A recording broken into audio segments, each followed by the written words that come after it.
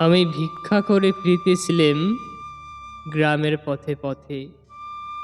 তুমি তখন চলেছিলে তোমার স্বর্ণরথে। অপূর্ব এক স্বপ্ন সম লাগতেছিল চক্ষে মম।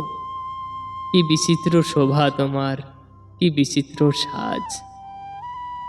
আমি মনে ভাবিতেছিলাম, এ কোন মহারাজ, আজি শুভক্ষণে রাত পোহালো।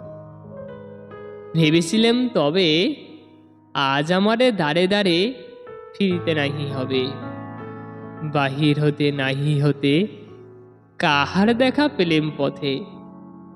চলিতে রথ ধনধান্য ছড়াবে দুধারে। মুঠা মুঠা কুড়িয়ে নেব, নেব ভারে ভারে।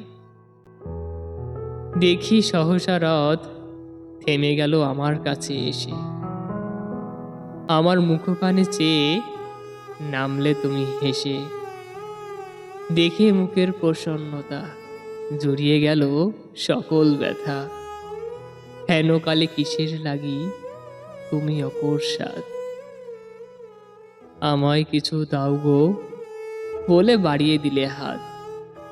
মরি একই কথা রাজাধিরাজ, আমায় দাও গো কিছু।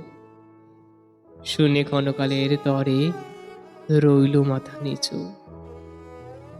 তোমার কি বা অভাব আছে ভিখারি ভিক্ষুকের কাছে। হে কেবল কৌতুকের বসে আমায় প্রবঞ্চনা। ঝুড়ি হতে দিলেম তুলে একটি ছোট কণা। যবে পাত্রখানি ঘরে এনে উজাড় করি, এ কি ভিক্ষা মাঝে একটি ছোট সোনার কণা দেখি। দিলেম যা রাজভিখারি রে, স্বর্ণ হয়ে এলো ফিরে।